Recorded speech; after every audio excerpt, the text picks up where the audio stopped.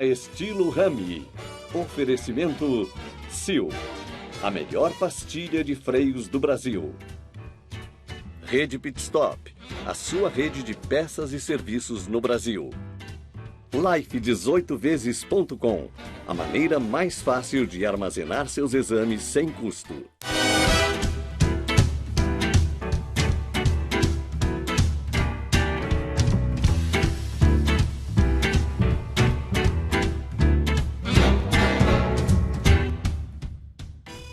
Muito boa noite, mais um Estilo Rami começando e, como sempre, muito obrigado pela companhia e pela audiência de todos. Hoje eu tenho como entrevistado o ex-presidente Michel Temer. Presidente, muito boa noite e obrigado pela entrevista. Muito boa noite, Rami. Muito prazer em estar com você, ainda que virtualmente, né? Mas estar novamente com você no programa. Aliás, presidente, como é que o senhor tem levado a quarentena? Você sabe que eu tenho me guardado um pouco, né? Eu tenho ficado naturalmente muito em casa, tenho lido bastante, tenho escrito alguma coisa e vejo séries de televisão também, inevitável, são quase 16 horas úteis do dia, né? Ou 18 horas. Então você precisa ocupar o tempo com várias atividades, né? Mas tenho me guardado. Muito bom. Presidente, vamos falar um pouquinho, aproveitar o seu conhecimento de jurista, para falar desse momento não sei se é a briga entre poderes, não sei qual o termo ideal, mas o conflito entre poderes que com certeza não é nada saludável. Não é nada saudável. Não, sobre não ser saudável, né, é agressivo em relação à Constituição Federal. Você veja que a Constituição, apesar de falar em independência, ela enfatiza a ideia da harmonia, ou seja, as atividades estatais exercidas pelo Executivo, Legislativo e Judiciário vão de ser harmônicas. Esta é a determinação constitucional. Então, as chamadas autoridades constituídas, todos eles, sem exceção, têm que agir harmonicamente, né? Aliás, eu digo sempre que quando há uma desarmonia, o que há é uma inconstitucionalidade, porque, afinal, a soberania popular, quando se manifestou recriando o Estado brasileiro, de 5 de outubro de 1988, deu uma ordem, né, para todos aqueles que integrassem os órgãos do poder, o Executivo, o Legislativo e o Judiciário. Olha aqui, como não tem um poder único, o poder é meu, o poder é do povo, nós vamos criar órgãos e esses órgãos exercerão funções. Nós temos uma crise sanitária seríssima, temos, em consequência, uma crise econômica e, de igual maneira, uma crise política, especialmente em face de um dado momento da saída do ex-ministro da Justiça, né, e os ministros da Saúde, que saíram depois, mas não podemos deixar isso transformar-se numa crise institucional, que é um passo além da crise política, né? E para não permitir que haja uma crise institucional, eu tenho pregado ao longo do tempo que os poderes dialoguem entre si, que haja até uma reunião, nova reunião do presidente da República com os chefes dos poderes, legislativo e judiciário, e até recordo aqui um fato curioso, houve uma quinta-feira em que o presidente da República se reuniu, ainda que virtualmente, com os governadores e, de igual maneira, com o presidente da Câmara, o presidente do Senado e os ministros. E aquilo deu um resultado extraordinário, porque todos, digamos assim, tiveram palavras muito animadoras, né? Palavras de muita pacificação. E eu me recordo, naquela tarde, naquela noite, na quinta-feira, eu vi uma certa distensão das pessoas que falavam comigo. Mas no dia seguinte saiu o tal vídeo, né? E daí o vídeo complicou tudo. Então a sexta-feira acabou eliminando a quinta-feira. Ora bem, o que é preciso é recuperar isso. E para recuperar isso, eu volto a dizer, só com diálogo, e não só o diálogo, mas uma foto e afirmações muito uniformes dos integrantes dos poderes do Estado. Presidente, na quinta-feira, só complementando a sua resposta, foi tão bem vista a reunião com os governadores e com o Poder Legislativo, que a Bolsa subiu, o dólar caiu. Isso é um reflexo de otimismo. Com todo o respeito ao Supremo e aos ministros do Supremo, muito está se dizendo do abuso de poder eventual de algum dos ministros. Como é que se pune você tira um presidente com impeachment, certo? Quando há alguma coisa irregular. Como é que se pune um ministro supremo? Você sabe que o sistema constitucional prevê essa hipótese. Você tem um impeachment, um impedimento de ministros do Supremo Tribunal Federal.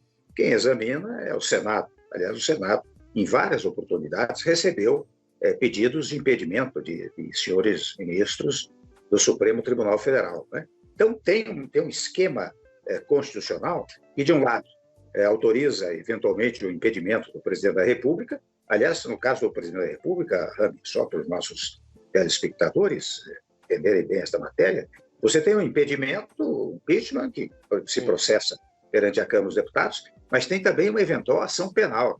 Uma ação penal proposta no Supremo Tribunal Federal não pode importar, num dado momento, numa denúncia, né? O inquérito segue no Supremo, o Procurador-Geral da República pode eventualmente, estou falando aqui em tese, né? Denunciar o presidente da República. Esta denúncia tem que ser remetida à Câmara dos Deputados. Se a Câmara aprovar a tramitação da denúncia, e para tanto são necessários 342 votos dos deputados federais, volta para o Supremo, e o Supremo depois vê se acolhe ou não acolhe a denúncia. Se acolher a denúncia, o que vai acontecer é que o presidente fica afastado por um período até a decisão final do Supremo, né? Mas eu quero com isso significar que não apenas o Executivo tem a perspectiva de um eventual impedimento, como também há uma determinação constitucional para eventual impedimento de ministros do Supremo Tribunal Federal. O ministro Alexandre de Moraes, que, aliás, foi indicação do senhor à cadeira de ministro do Supremo, quando ele indeferiu a posse do diretor-geral da Polícia Federal, o senhor acha que naquele momento, eventualmente, ele cometeu um ato autoritário, um ato indevido, interferindo no Executivo? O que aconteceu foi o seguinte, né? São duas coisas. Uma primeira é que a competência privativa, é o que diz a Constituição, do presidente da República nomear os seus ministros e, inclusive, o diretor da Polícia Federal. Agora, evidentemente, também, o presidente da República não está acima do texto constitucional. Portanto, quando há o chamado desvio de finalidade, ou seja, quando se percebe que o presidente nomeou um diretor da Polícia Federal, ou quem seja, um inegável desvio de finalidade, da finalidade específica, que é botar o sujeito lá naquele lugar, o judiciário pode, eventualmente, suspender aquela nomeação. Foi o que fez o ministro Alexandre de Moraes. Eu confesso que não conheço por inteiro o processo colocado perante o relator, o ministro Alexandre de Moraes, mas possível quer dizer, a ordem jurídica estabelece esses dois fatos. Primeiro, a competência privativa. Segundo, se houver desvio de finalidade, uma eventual suspensão. Agora, anoto que a suspensão foi liminar, né? Dada uma liminar. Se o presidente, quisesse mesmo nomear o diretor da Polícia Federal, se manteria o processo e pode ser que, ao final, liminar fosse cassada e, portanto, autorizada a nomeação sem desvio de finalidade. Mas, no caso presente, a ação perdeu objeto, porque o presidente da República, num dado momento... nomeou outra pessoa. Outra pessoa, portanto, eliminou aquele primeiro ato que houvera praticado, né? Ainda nos conflitos do Judiciário e do Executivo, o ministro Celso de Mello, decano do Supremo, em determinado momento disse que, se necessário, ele ia pedir a apreensão do celular do presidente. Como é que o senhor vê isso? Aí, viu, Rami, o que ocorreu foi o seguinte: houve um noticiário, vamos dizer assim, um pouco equivocado, né? Porque o que aconteceu foi o seguinte: um partido lá, que estava nos autos, pediu a apreensão do celular do presidente da República. E o ministro Celso de Mello, muito legitimamente, o que fez foi mandar ouvir a Procuradoria-Geral da República, porque, no geral, em atos dessa natureza, sempre há a participação do Ministério Público Federal. Então, ele, quando recebeu aquela petição, do tipo, diga o Procurador-Geral da República, né? Foi para ouvir o Geral da República. Não foi ele que quis, digamos assim, recolher o celular do presidente da República. Seria uma coisa estranha, né? Tanto que, ao final, agora você viu ontem, antes de ontem, ele deu um despacho negando a possibilidade que havia sido pedido por um partido político, né? Ou seja, o presidente não foi obrigado a entregar o celular. O senhor se recorda quando foi a última vez que o senhor falou com o presidente Bolsonaro? Há quanto tempo, mais ou menos? Já quase 35, 40 dias, viu? Okay. Eu confesso que uma vez, vou contar a você, um sábado à tarde, com essa coisa da pandemia, essa confusão toda que deu, né? Na relação entre os órgãos do poder, na relação entre a União e os estados, né? E eu disse, olha, eu vou fazer o seguinte, eu vou ligar para o presidente da República, porque faço aqui um corte, né? Ele sempre foi muito correto comigo. E, olha, liguei, ele atendeu gentilmente. Eu disse, presidente, posso dar um palpite? E se você disser não pode dar um palpite, não dou, né? Ah, claro, presidente, que é isso, etc. E daí eu disse a ele, olha, presidente, eu acho que deveria, muito agilmente, muito rapidamente, você deveria declarar um isolamento social, de fora parte as chamadas atividades essenciais, mas por 12, 15 dias, né? E dizendo que vai rever depois de 12, 15 dias.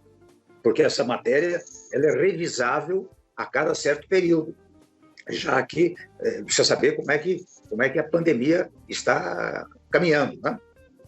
E ele até no momento me disse, claro, eu vou ver, boa ideia, etc, etc, etc. Foi um sábado à tarde. Mas no dia seguinte, ele foi lá para Taguatinga, ou Ceilândia, numa feira. Sim, né? Eu lembro. Foi gentil comigo, mas não praticou o ato que poderia ter praticado. Acho que aquilo até, eu disse, com isto você, presidente, centraliza um pouco essa atividade de combate à pandemia, né? Eu, digamos, me atrevi a dar aquele telefonema, muito bem recebido, como disse a você, mas não posso a toda hora também estar ligando para dizer, faça isso, faça aquilo, aí já passa para um grau de indelicadeza, né? Evidentemente, o presidente tem sabido, naturalmente, das minhas entrevistas, saberá dessa sua entrevista, do que nós estamos conversando. Se um dia ele achar que deve dizer, olha, vou ligar lá para o Temer para trocar uma ideia, muito bem, mas tem que partir mais dele. Ele é a autoridade agora. Eu sou alguém que está fora da autoridade, né?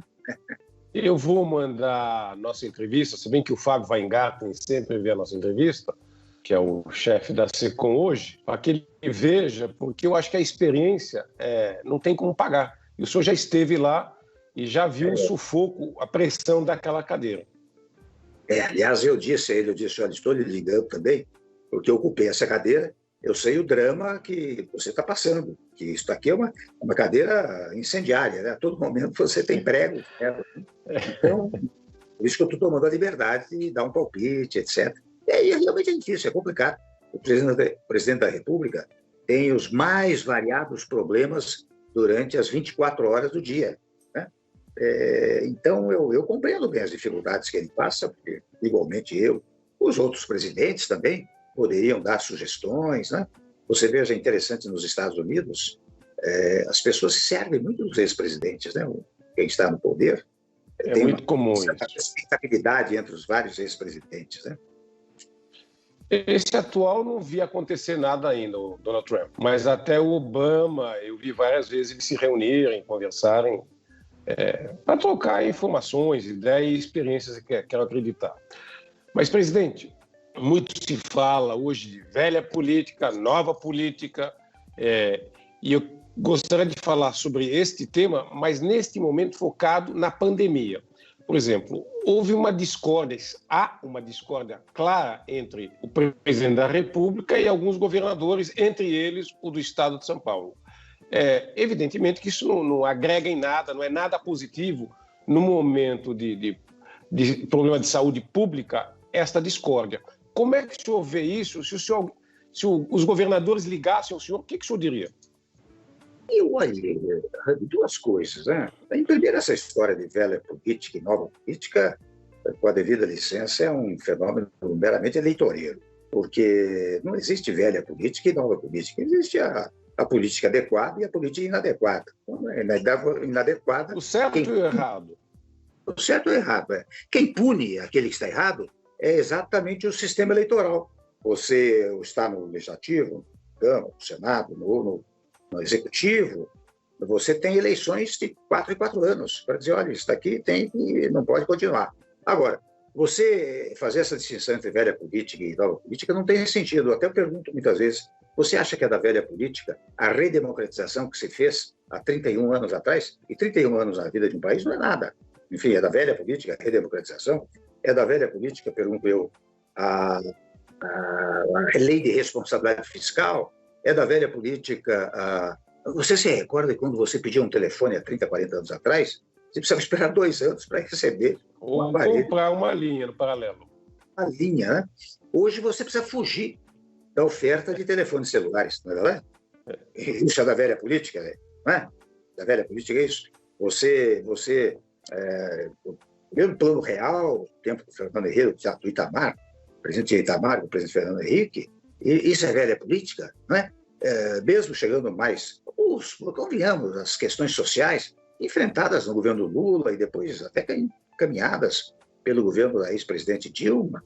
É da velha política isso, você atender às questões sociais? É da velha política fazer, como fizemos no meu governo, reduzir a inflação, reduzir os juros, fazer reformas, as mais variadas, a reforma trabalhista, a reforma do ensino médio, a reforma do teto de gastos, recuperar as estatais? Isso é da velha política? Então, não há como fazer uma distinção entre velha e nova política. O que há é a política correta e a política incorreta. Não é? Primeiro ponto. Segundo ponto, se você examinar friamente o panorama atual, você verifica a União, de qualquer maneira, está fazendo o seu papel. Quando ela destina bilhões lá para cobrir os vulneráveis com essas verbas, 600... Sem dúvida.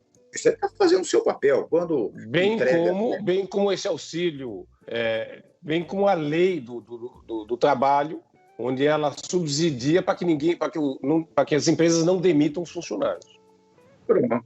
Isso tanto em relação à micro e pequena empresa, que dá emprego à vontade, a micro e pequena empresa, e às grandes empresas. Então você tem que financiá-las, subsidiá-las, para que elas não demitam. Tem que ser com este compromisso. Portanto, a União faz a sua parte. Ora bem, vamos pegar os estados. Vamos pegar aqui o exemplo do estado de São Paulo, o João Dória. Ele, logo no início, abriu as estradas para os caminhoneiros, para que um abastecimento, com alimentação, etc. Né? Por quê? Porque eles fazem o abastecimento do país. Né? Você imaginou se não tivesse abastecimento no supermercado? Ele não fez mais que o mínimo, né? Isso é o mínimo da obrigação, né? Aí causaria o caos. Seria um caos. Então, quer dizer, eu quero com isso significar que cada um está fazendo o seu papel. Ora, se todos estão fazendo o seu papel e o nosso grande inimigo é esse inimigo insidioso chamado coronavírus, né? Novo coronavírus, por que as pessoas não têm discórdia? Tem que unir os esforços, por isso que eu prego sempre a unidade. Aliás, a palavra-chave para este momento da vida nacional, como tem sido em outros momentos, é a palavra união. As pessoas têm que se unir, né? Independentemente, viu, de divergências partidárias, eleitorais, ideológicas, programáticas. Né? Aliás, eu sempre digo, vamos deixar essa briga para depois. A briga agora é contra o coronavírus. Né? Me permita, presidente, interrompê-lo para dizer que a única coisa que não há entre os governadores, alguns governadores e o presidente da República é a união, né? Aliás, ao contrário, né? Eu acho que se politizou o tema da Covid-19, da pandemia, se politizou a saúde e, mais uma vez dizendo, isso não leva a nada, ao contrário. Isso é o pior que se pode fazer neste momento, complementando o que o senhor está dizendo aí. Aliás, mais do que não leva a nada, né? Acho que vou usar uma outra palavra, leva ao pior. Leva a uma coisa pior ainda. Porque, ao invés das pessoas se unirem, né, com os governantes, fica essa disputa que não é útil. Não é útil. Por isso que nós falamos daquela quinta-feira, que você disse, a bolsa subiu, o dólar caiu de valor, né? Por quê? Porque as pessoas esperam um pouco isso dos governantes, né? E se você poderia até me perguntar, mas ainda é tempo? Claro que é tempo. Em política as coisas variam com uma velocidade extraordinária. Se hoje governadores, presidentes das casas legislativas, até eu amplio isso, viu, propondo um verdadeiro pacto nacional. Acho que poderiam ser chamados os presidentes de partidos, líderes de partidos, inclusive da oposição, porque há temas que não dizem respeito apenas ao governo, Isso é respeito ao Estado brasileiro e, mais do que ao Estado, ao povo brasileiro. Sim. Portanto, se todos se unirem, praticam um ato benéfico para o povo brasileiro. Depois, quando vier eleições, daí sim, daí a briga. Não vai deixar, como eu disse há pouco, deixar a briga para depois. Eles não estão, na minha opinião, eles não estão conseguindo fazer isso, o que é muito lamentável. Outra coisa, eu tenho uma informação de um estudo da Associação Comercial do Estado de São Paulo, que diz que aproximadamente 30% dos, principalmente pequenos comerciantes varejistas e médios, lamentavelmente vão fechar as portas. Então, automaticamente, isso vai gerar um desemprego enorme. E aí vem a pergunta que eu vou lhe fazer, mas com este contexto. Muitos falam, o que é mais importante, a vida ou a economia? Eu não acho, eu acho que os dois são importantes. E eu acho que nesse momento anda junto. Porque se houvesse desemprego, por exemplo, o SUS não vai comportar aquele sujeito que hoje tem um plano de saúde e paga com muito esforço, ele vai ter que cair no SUS. Quer dizer, vai ainda mais aumentar a demanda ao SUS, que não comporta nesse momento. E assim por diante, quer dizer, a depressão do sujeito que perde o emprego, do sujeito que fecha a porta, o suicídio, isso também anda com a vida e com a saúde. Qual que é a sua visão macro desse tema? Você tem razão. Eu apenas faço a seguinte observação. É claro que a vida também, a atividade, né, ela leva em determinados valores. E neste momento, você disse bem, vida e economia não brigam. Mas, de qualquer maneira, o valor vida sobreleva em relação à questão econômica. Por isso que a questão econômica tem que ser patrocinada, como está sendo, pela União, pelos Estados, para permitir, pelo menos, a manutenção dos empregos. Segundo, no tocante à micro e pequena empresa, que você está mencionando, eu acho que o Estado de São Paulo, por exemplo, está abrindo em faixas, né? Abrindo em faixas, quer dizer, retomando paulatinamente a economia, né? É claro que agora se diz o seguinte, viu? Bom, mas veja lá, meu caro, o PIB talvez seja negativo em 5%, 6%. Eu digo, eu não me assusto com isso. Me preocupa, mas não me assusto. Pelo seguinte, eu dou o meu exemplo. Quando eu cheguei ao governo, o PIB era negativo em menos 3,6%. Um ano e 7 meses depois, ou seja, em dezembro de 2017, ele era positivo em 1,3%. Ou seja, nós eliminamos o negativo de menos 3,6% e caminhamos para o positivo de 1,3%. De modo que a economia é recuperável rapidamente. O que mais está angustiando agora é a perda de vidas, lamentavelmente. Né? Veja quantas... Sem dúvida, sem dúvida. Então, você tem que combater isso agora, abrir paulatinamente a economia, e eu tenho certeza que com as potencialidades do Brasil, você consegue recuperá-la, especialmente, quando eu digo até interessante, a simbologia dos gestos governativos é muito importante, viu, velho? Você sabe que se houvesse uma reunião, como houve aquela de quinta-feira, você tira uma foto, as pessoas fazem boas declarações, isso não tem uma repercussão apenas interna, tem uma repercussão internacional, porque aí fora, Rani, esses fundos têm, não vou exagerar, tem trilhões de dólares para investir e querem investir nos países chamados emergentes, né? Até porque lá fora agora os juros são negativos, então eles querem investir e o Brasil é um local próspero, fértil para investimentos. Sem dúvida. Você precisa dar uma sensação de estabilidade interna. Por isso que esse gesto que eu disse, de uma aliança de todos, né? As pessoas se conjugando, se conectando e transmitindo isso para o país e para o exterior, terá objetivos benéficos, inclusive para o momento da recuperação da economia, quando nós vamos ter que trazer investimentos externos para o Brasil. Presidente, o senhor falou agora de investimentos do exterior, da importância da relação com o mundo globalizado, e nesse momento eu vejo o presidente Donald Trump entrando em conflito com a China, alegando que a China, os movimentos políticos e econômicos da China estão causando prejuízo aos Estados Unidos. O nosso presidente Bolsonaro muitas vezes se espelha no presidente americano. E, às vezes, até nesse momento, eu vejo com esse viés com a China, que seria um grande parceiro do Brasil. Aliás, é um grande parceiro do Brasil.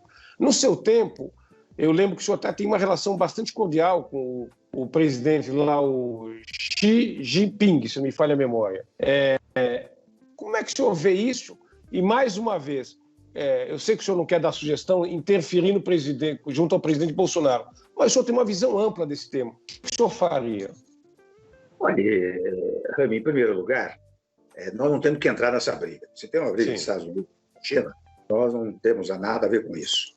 Nós temos que preservar os nossos interesses. Quais são os nossos interesses? Interesses comerciais, no relacionamento que temos com vários países do mundo, particularmente com a China e Estados Unidos. A China é o nosso maior parceiro comercial, e Estados Unidos é o segundo parceiro comercial. Então, nós temos que manter boas relações com ambos os países. Por isso que eu sempre defendi, você sabe que eu abri 3 vezes os trabalhos da ONU, né? O Brasil abre os trabalhos da ONU, e sempre sustentei nos meus discursos a tese do multilateralismo. Ou seja, um país, num mundo globalizado, você não pode isolar-se, ou não pode optar por um lado só, porque você, especialmente no caso do Brasil, né?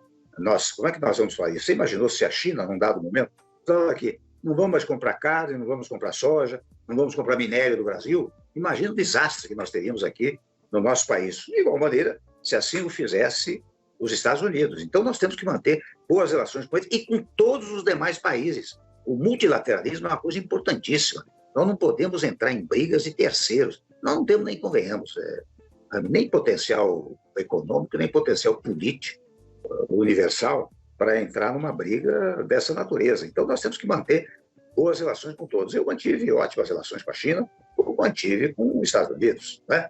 Com vários países que adquiriam produtos brasileiros. Eu viajei muito pelo exterior, recebi muita gente aqui também no Brasil, sempre com esse objetivo. E eu me recordo, quando fazia os discursos na ONU, sustentando a tese do multilateralismo, quando acabava o discurso, normalmente era muito cumprimentado, porque os países... Exatamente isso, né? O presidente Donald Trump tem uma visão um pouco, talvez, diferenciada. America First, né? Estou de acordo. América em primeiro lugar, Brasil em primeiro lugar, mas junto com todos, né? Então, isso é uma coisa importante para o nosso país. Acho que nós temos que ter a compreensão disso, sob pena de termos um prejuízo, não é um prejuízo político, mas é um prejuízo comercial nas nossas relações. Para nós seria desastroso se nós perdêssemos esses grandes adquirentes dos nossos produtos, né? Entre os quais, sem dúvida alguma, a China. Presidente, no pós-pandemia, todos os países vão sofrer com essa crise econômica que a pandemia causou. O Brasil tem o agravante de ter a crise política. O que o senhor acha que pode acontecer no pós-pandemia? A gente já viu que tem eleições também, né? Você veja, sem embargo da crise política, por isso que o interessante é uma distinção sutil, sabe, entre a crise política e a crise institucional. Não pode haver crise entre as instituições. Portanto, não pode haver crise entre União e Estado, não pode haver crise entre o Executivo Federal, o Legislativo e o Judiciário nacionais. Não pode haver esse tipo de crise. Não havendo isso, as coisas se processam normalmente. Você tem dificuldades, quem é que vai solucionar a dificuldade? É o Judiciário. O Judiciário existe, iuris dicere, né? Quer dizer o direito aplicável a uma controvérsia. Quem vai solucionar essa controvérsia é o Judiciário. Então, as coisas estão caminhando normalmente. O que está nos atrapalhando é a pandemia, convenhamos. Até eu sou obrigado a reconhecer que a economia vinha vindo bem, não é? Até quando me perguntavam, o que você está achando aí o governo Bolsonaro? Só que isso vai indo bem, a economia vai bem, até por uma razão. Ele fez uma coisa muito útil para o país, ele não quis destruir o meu governo, né? Que é um pouco a mania aqui do nosso país, um governo que chega, destrói o outro governo. Ele deu sequência aos programas do nosso governo. Então vai indo muito bem. Ora bem, quando veio a pandemia, quando veio o coronavírus, daí realmente tumultuou tudo, né? E deu essa paralisada extraordinária na economia. Entretanto, digo eu, quando tudo isso passar, eu acho que o Congresso vai operar diligentemente, como vem operando. O Congresso está fazendo um bom trabalho, com o Rodrigo Maia, o Humber, está fazendo um bom trabalho nesse momento de necessidade de uma legislação urgente. Eles têm trabalhado nessa direção e, seguramente, quando passar a pandemia, vão colaborar muito para isso. Ou seja, a crise política que hoje se instalou, em função dos episódios que nós mencionamos aqui, eu acho que, quando passar a pandemia, ela será logo superada. Haverá divergência? Sim, mas divergência que vai encontrar uma convergência num dado momento. Lamentavelmente, nosso tempo terminou. A gente podia conversar uns 10 programas aqui que com seu conteúdo não ia acabar nunca. Eu quero agradecer demais a sua presença. Muito obrigado, presidente. Obrigado, um abraço a você e a todos. A vocês de casa, muito obrigado pela companhia e pela audiência. Eu espero vocês na semana que vem. Uma excelente semana a todos, um super beijo e até lá. Tchau, muito obrigado. Estilo Rami. Oferecimento Sil, a melhor pastilha de freios do Brasil. Rede Pit Stop, a sua rede de peças e serviços no Brasil. Life18vezes.com, a maneira mais fácil de armazenar seus exames sem custo.